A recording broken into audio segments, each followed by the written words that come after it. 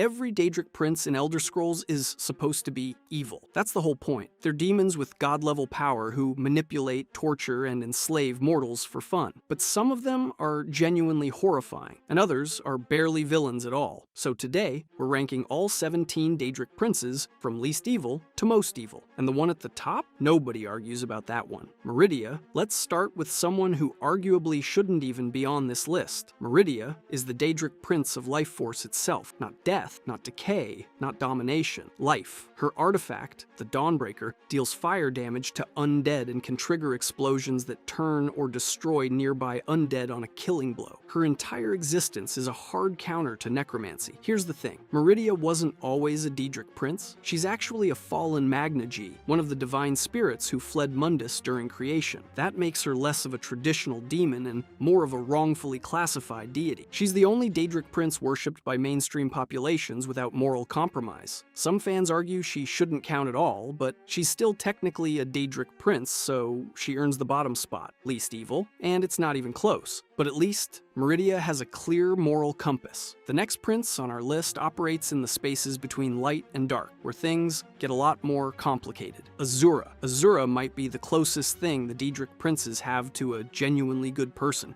And yeah, I know how weird that sounds when you're talking about a cosmic entity from the plane of oblivion, but hear me out. She's one of the three patron Daedra of the Dunmer people, alongside Boethia and Mephala. All three are credited with the existence of the Dunmer as a distinct race, but Azura's the one who personally cursed the Chimer, transforming them into the dark-skinned, red-eyed Dunmer as punishment for the Tribunal's betrayal. Her artifact, Azura's Star, is a reusable soul gem, which is honestly pretty generous by Daedric standards. No curses, no monkey's paw twists, just a useful tool. But here's what actually sets her apart. Azura shows up in Morrowind, Oblivion, and Skyrim, and every single time she keeps her word. She honors her bargains. That alone makes her a unicorn among the Daedric princes. Her sphere covers dusk, dawn, and twilight, the in-between spaces, and that fits perfectly. She lives in moral gray zones, but rarely steps into genuine cruelty. Now, some fans argue her care for mortals is really just possessiveness wearing a nicer outfit. That prophecy is just manipulation with better branding. And sure, maybe, but that argument falls apart fast when you see what the other princes are doing. Speaking of which, not every prince even got the chance to be evil. Some were punished before they could try. Jyggalag. Jyggalag is the Daedric Prince of Order. Not chaos, not destruction. Pure, crystalline, perfect order. And he was so terrifyingly powerful that all 16 other Daedric princes had to team up just to stop him. Let that sink in. 16 cosmic demons looked at this one entity and said, "We need to deal with this guy immediately." Their solution? They cursed him to become Sheogorath, the Prince of Madness, the embodiment of order, forced to become the embodiment of chaos. Every single era. But the curse wasn't permanent enough. Every cycle, Jyggalag would briefly break free and launch the Grey March, a catastrophic invasion of the Shivering Isles where his forces of perfect order would systematically erase everything. Every building, every creature, every trace of individuality, gone, replaced with crystalline spires and sterile perfection. Beautiful and completely lifeless. Here's the thing about Jyggalag. He's not sadistic. He doesn't enjoy suffering. He simply believes that order, taken to its absolute extreme, is the only acceptable state of existence. No variation, no free will, no life that doesn't conform. That's not cruelty. That's philosophy. But philosophy that erases everything that makes existence worth having is still tyranny. He's freed at the end of Oblivion's Shivering Isles DLC, breaking the cycle for good. It's genuinely one of the most tragic arcs in Elder Scrolls history. A victim of cosmic injustice who also happens to be a force that would unmake all of reality if left unchecked. But if Jyggalag's evil is cold and philosophical, the next prince on our list keeps things much, much more casual. Sanguine? Okay, after all that cosmic tragedy, let's talk about the Daedric prince who just wants to party. Sanguine is the prince of hedonism, debauchery, and excess. His entire existence revolves around having the wildest time possible and dragging everyone else along for the ride. And honestly, his Skyrim quest is one of the funniest in the entire game. You get blackout drunk in a tavern and wake up having trashed a temple, stolen a goat, and somehow gotten engaged to a hagraven. That's not evil. That's a Tuesday in Las Vegas. His artifact, the Sanguine Rose, summons a Dremora to fight for you. It's genuinely useful. No soul trapping, no corruption, no cursed bargains. Just a demon buddy who shows up and starts swinging. From Daggerfall to Elder Scrolls Online, Sanguine is consistently portrayed as a trickster who loves mischief, not a sadist who craves suffering. Now, does his hedonism cause collateral damage? Absolutely. People get hurt when excess goes unchecked. But there's a massive difference between I threw a party that got out of hand and calculated cruelty. He's reckless, not malicious, and that distinction matters, especially when the next prince on this list turns hunting people into a literal sport. Hircine. Hircine is the Daedric Prince of the hunt. Not hunting as a hobby, hunting as a cosmic law. The predator-prey relationship elevated to a divine principle, and everything in his domain revolves around it. His realm, the hunting grounds, is an infinite wilderness where prey and hunters chase each other forever. Sounds like paradise if you're holding the bow. Sounds like eternal hell if you're the one running. Here's the thing about Hircine. He actually has a code. Fair chase. Respect for worthy prey. He's one of the few Daedric princes capable of something resembling genuine admiration for mortals. If you prove yourself a skilled hunter, he'll acknowledge it. That puts him above half the princes on this list in terms of basic decency. But don't mistake respect for safety. His Skyrim quest has you hunting down Sinding, a werewolf who stole Hircine's ring and lost control of his transformations. You track a white stag that turns out to be an aspect of Hircine himself, and then the prince sends you after the real prey, a cursed man hiding in a cave. That's Hircine telling you exactly where mortals rank in his world. You're either a hunter worth respecting, or you're prey worth chasing. There is no third option. He's not evil in the way most princes are evil. He's amoral, a force of nature following nature's logic. But nature's logic includes being torn apart by wolves. So the distinction doesn't help you much when you're running. But if Hircine represents the brutality of nature without malice, Malakath represents something far more personal. Malakath. Malakath might be the hardest Daedric prince to call evil, and I can prove it. He's the Daedric prince of curses and oaths, which sounds terrifying until you realize what that actually means. His entire sphere is about enforcing sworn promises, not breaking them, not twisting them, enforcing them. You make a deal, you keep it, you break your word, you face the consequences. That's not evil. That's a contract lawyer with supernatural powers. But here's where it gets really interesting. Malakath wasn't always a Daedric prince. He was originally Trinimac, a powerful Aldmeri god, one of the strongest of the Aedric spirits. Then Boethia came along, consumed him, and corrupted him into Malakath. That makes him the only Daedric prince with a legitimate claim to Aedric origins. He's genuinely half divine in a way no other prince can claim. He's also the patron deity of the Orcish people, maintaining a strict code of honor around oaths and sworn agreements. His followers don't worship chaos or destruction. They worship keeping your word, and even his artifact reflects this. The Volendrung is a massive two-handed warhammer. No tricks, no soul trapping, no twisted wishes. Just a big, blunt weapon for a blunt, code-based god. So is Malakath evil, or is he just strict? There's a real argument that punishing oathbreakers makes you a judge, not a tyrant. A harsh one, sure, but a judge nonetheless. Speaking of Daedric princes who blur the line between neutral and sinister, Nocturnal takes that ambiguity to an entirely different level. Nocturnal. Nocturnal is the Daedric prince of darkness, shadows, and thieves. And honestly, she might be the most professional entity in all of Oblivion. Here's the thing about Nocturnal. She doesn't trick you. She doesn't twist your words. She doesn't corrupt your soul for fun. She runs a business. The Thieves Guild worships her, and in return, she provides protection and power. Clear terms, no hidden clauses. You know exactly what you're signing up for when you kneel at her shrine. Her artifact, the skeleton key, is a lockpick that never breaks. That's it. No soul trapping, no mind corruption, no slow descent into madness. Just a really, really good lockpick. It's the most practical Daedric artifact in existence, and that tells you everything about Nocturnal's personality. Her realm, the Evergloam, exists in permanent twilight, where shadows are literally tangible. Sounds ominous, but nobody's being tortured there. Nobody's being eaten. It's just dark. In Skyrim, her entire questline revolves around recovering power that was stolen from her. She's the victim. Let that sink in. A Daedric prince playing defense. But here's where Nocturnal earns her spot on this list. She enables theft, deception, and shadow operations across the entire continent. Every stolen heirloom, every picked lock, every backstab in a dark alley has her fingerprints on it. She's amoral, not immoral. The difference between a weapon and the hand that wields it, and that distinction matters, because the next prince on our list doesn't have that excuse. Clavicus Vile makes deals too, but his come with a cost nobody sees coming. Clavicus Vile. Every Daedric prince we've talked about so far has an excuse. They're forces of nature. They're following some cosmic principle. They don't really understand mortals. Clavicus Vile has zero excuses. He understands you perfectly. That's the entire problem. Clavicus Vile is the Daedric prince of trickery, bargains, and wishes. And he is exactly what happens when you give a used car salesman the power of a god. His whole deal is granting wishes. You ask for something, he gives it to you, and then you spend the rest of your very short life realizing he gave you exactly what you asked for in the worst possible way. Every wish is technically fulfilled. Every wish is practically a death sentence. His companion is Barbas, a talking dog who is literally a piece of Clavicus Vile that split off from him, which sounds hilarious until you realize it means even parts of Clavicus Vile are trying to get away from Clavicus Vile. But here's where it gets dark. In Skyrim, Barbas tells you about a man named Sebastian Lort who wished for his daughter to be cured of lycanthropy. Clavicus Vile cured her by having her killed. No fire, no invasion, no army of Daedra, just words, a desperate father, and a carefully constructed bargain that ended in death. His realm, the Fields of Regret, is described as a pleasant landscape of green fields, rolling hills, and lush forests. It looks like paradise, and that's exactly how his evil works. He doesn't destroy you. He shows you something beautiful, lets you reach for it, and watches you destroy yourself. Here's the debate worth having. Is manipulation worse than destruction? Because Clavicus Vile's victims chose their fate. They walked in willingly, and that's what makes him genuinely cruel, not cosmically indifferent. But if you think a prince who weaponizes your own desires is unsettling, wait until you meet one who weaponizes your own sanity. Sheogorath. Sheogorath is the fan favorite, the one Daedric prince that everyone loves quoting, everyone loves interacting with, and everyone instinctively wants to defend. And that instinct is exactly the problem. The Daedric Prince of Madness rules the Shivering Isles, a realm literally split in half between mania and dementia. One side is wild, euphoric, unhinged joy. The other is crushing, suffocating despair. Both exist simultaneously, permanently at war inside the same dimension, and both are expressions of his sphere. He doesn't just represent the fun kind of crazy, he represents all of it. His artifact, the Wabbajack, is the perfect summary of his personality. Fire it at someone, and you might heal them, destroy them, or turn them into a sweet roll. He might grant you a gift. He might erase you from existence. He treats mortal lives like a dice roll, and he finds every outcome equally hilarious. But here's where it gets complicated. Sheogorath didn't choose this. He's the cursed form of Jiggalag, the Prince of Order, punished by all 16 other Daedric princes and forced to become the thing he hated most. There's genuine tragedy in that origin. The question is whether tragedy excuses the outcome. His chaos destroys real lives. People go permanently insane. Entire communities unravel. And I'm unpredictable is not a moral defense. Being entertaining doesn't make the suffering he causes any less real. It just makes us more willing to look the other way. And that willingness to forgive chaos, that's nothing compared to a prince who doesn't need forgiveness, because he already knows everything you'll ever do. Hermaeus Mora. This is where the ranking shifts into something fundamentally different. Every Daedric prince we've covered so far has a motive you can understand. Greed, sadism, chaos, ambition. Hermaeus Mora doesn't have any of that. He doesn't want to hurt you. He doesn't want to rule you. He wants to file you. Hermaeus Mora is the Daedric prince of knowledge and forbidden lore, and he exists as something closer to a cosmic filing system than a god. He's depicted as a mass of tentacles, a disembodied eye, a writhing void of tendrils and forbidden text. Most Daedric princes at least look humanoid when they want to.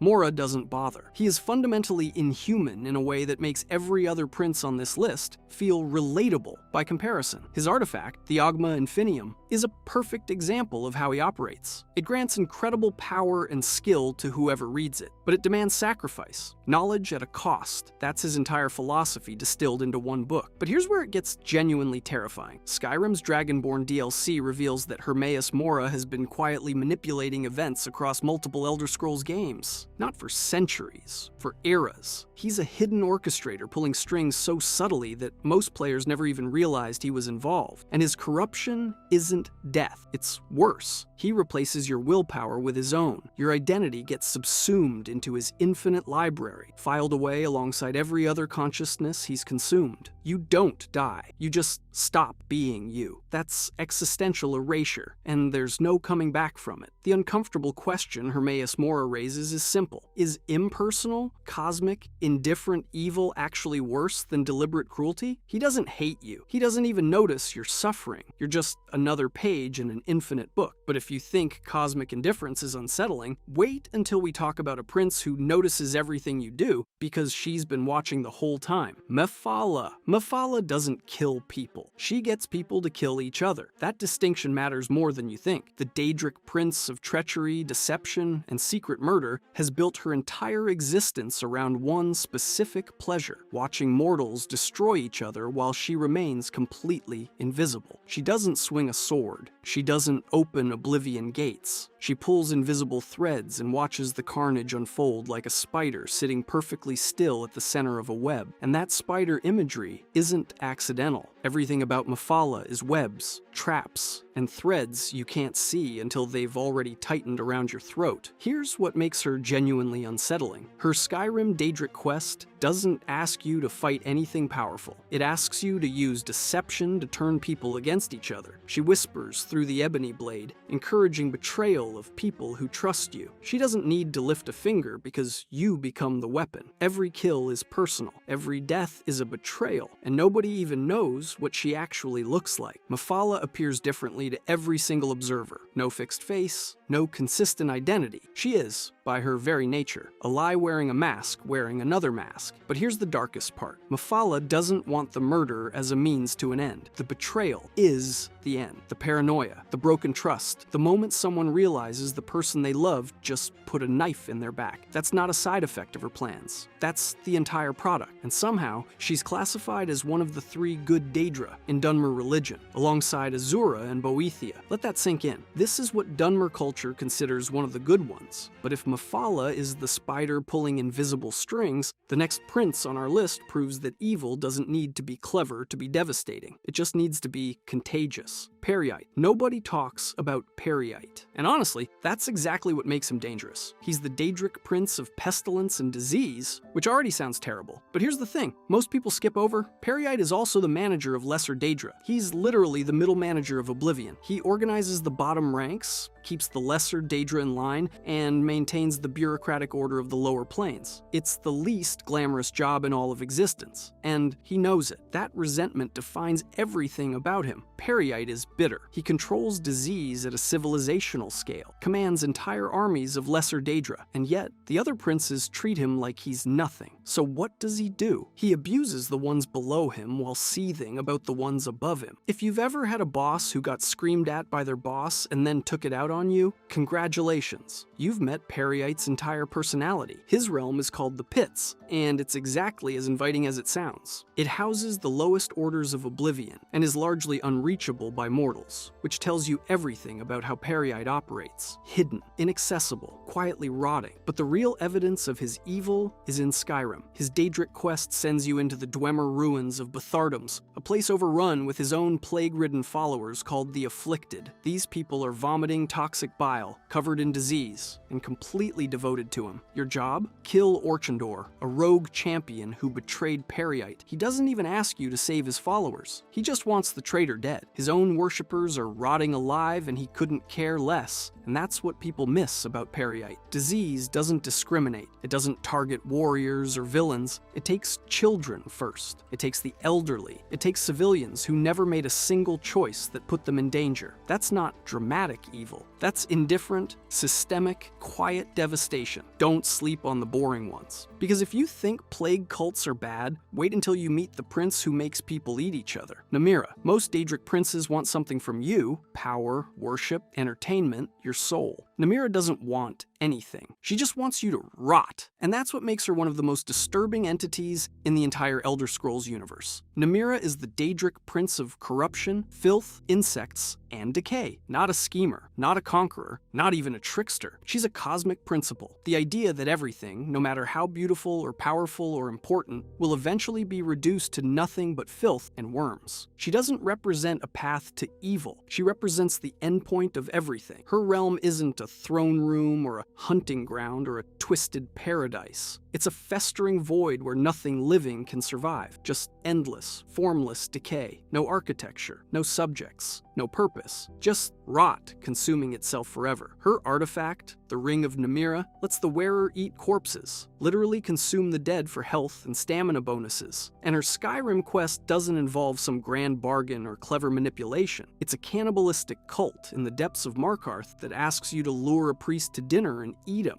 That's it. No riddles, no cosmic stakes, just consumption. Here's what puts Namira this high on the list. Every prince above her operates with some kind of code, even if that code is twisted. Hircine has the hunt, Clavicus Vile has the bargain, even Periite has his pestilent order. Namira has nothing. Zero philosophy, zero ambition, zero redeeming framework of any kind. She is the absence of meaning dressed in maggots. She doesn't perform cruelty, she just is it. But if Namira represents the quiet horror of decay, the next prince on our list represents something far more active and far more bloody. Boethia. Here's what makes Boethia so dangerous. He doesn't look evil. Not at first. The Daedric Prince of treachery, deceit, and combat is one of the three good Daedra worshipped by the Dunmer, right alongside Azura and Mephala. He's associated with righteous rebellion, martial honor, and overthrowing tyrants. Sounds almost noble, right? But strip away the PR and look at what he actually teaches. Betrayal is strength. Loyalty is weakness. Every relationship is a tool to be exploited, and the person who stabs first is the person who deserves to win. His artifact, the Ebony Mail, reinforces this perfectly. His Skyrim quest doesn't ask you to slay a monster or retrieve a relic. It asks you to lure someone to his shrine and murder them. That's the offering. That's the price of admission. Betrayal isn't a side effect of worshipping Boethia. It is the worship. And his sphere is uniquely twisted because it combines deception with open martial violence. He doesn't just manipulate from the shadows like Mephala. He encourages his followers to deceive and fight, to lie to your enemy's face and then cut them down while they're still processing the betrayal. It's treachery with a sword in hand. The counter-argument is always the same. Boethia represents revolution against oppression. He champions the strong overthrowing the corrupt. And sure, his followers genuinely believe that, but framing betrayal as justice doesn't make it justice. It just makes it betrayal with better marketing. He's not in the top 4 because he's sadistic. He's here because he convinced an entire civilization that stabbing your allies in the back is a virtue. And that kind of corruption? That's harder to fight than any nightmare. Speaking of which, let's talk about the Daedric Prince who weaponizes your sleep. Vermina. Every other Daedric Prince on this list needs something from you. They need you to find their shrine, accept their bargain, enter their realm, or stumble into their territory. Vermina doesn't need any of that. She just waits for you to fall asleep, and you will. Every single night. Vermina is the Daedric Prince of nightmares and dreams, and she operates in a space where you have zero defenses. No armor, no weapons, no allies, no willpower. The moment your eyes close, you're in her domain, and inside that domain, she is completely omnipotent. She doesn't just send you bad dreams. She reaches into your subconscious and drags out the worst things imaginable. Her realm, Quagmire, shifts every few minutes with each flash of lightning, cycling through increasingly horrifying landscapes and scenarios. You never get to adjust. You never get to prepare. The nightmare just keeps changing, keeps escalating forever. Her artifact, the Skull of Corruption, is a psychic weapon that weaponizes the subconscious against victims. But the artifact is almost beside the point. Her real power doesn't need a physical object at all. Here's where it gets dark. Her Daedric quest in Skyrim involves the entire town of Dawnstar being plagued by relentless nightmares. Not one person, an entire population, tormented night after night, slowly deteriorating because Vermina's influence had seeped into their sleep through the Skull of Corruption hidden beneath the town. Nobody could stop it. Nobody even understood what was happening. She was psychologically dismantling an entire community, and they were completely helpless, and she feeds on it. Vermina literally consumes the nightmares she creates, which means she has an active incentive to make your fears as intense and as horrifying as possible. You're not just a victim, you're a meal. You can fight a Dremora, you can resist a bargain, you can refuse to enter a shrine, but you cannot negotiate with a nightmare. You cannot swing a sword at your own subconscious. Sleep is unavoidable, fear is universal, and Vermina has infinite patience. That combination makes her one of the most terrifying princes in existence. But if psychological devastation scares you, wait until you meet the prince who tried to physically destroy the entire world. Mehrunes Dagon. Every other prince on this list operates in shadows, manipulates from a distance, or plays long games with mortal pawns. Mehrunes Dagon just kicked the door down. He's the Daedric Prince of destruction, ambition, and invasion, and those aren't abstract concepts for him. They're a to-do list, because Dagon didn't scheme or whisper or corrupt from the sidelines. He launched a full-scale military invasion of the mortal world. Oblivion gates ripped open across all of Cyrodiil simultaneously, pouring Daedra into cities, towns, and farmland. People died. Civilizations nearly collapsed. The entire continent came within inches of falling. This wasn't a metaphor. This wasn't a slow corruption. This was war. His realm, the Deadlands, tells you everything you need to know about his philosophy. It's an endless hellscape of lava, molten rock, and active destruction. There's nothing to corrupt because there's nothing left. Everything burns. That's the point. His artifact, Mehrunes' razor, follows the same logic. It's a dagger with a flat chance to instantly kill anything it touches. No negotiation, no manipulation, just deletion. Here's what separates Dagon from everyone else on this list. He almost won. The Oblivion Crisis is the single most devastating event in modern Elder Scrolls history, and it required literal divine intervention to stop. Martin Septim had to sacrifice himself and shatter the Amulet of Kings to banish Dagon back to oblivion.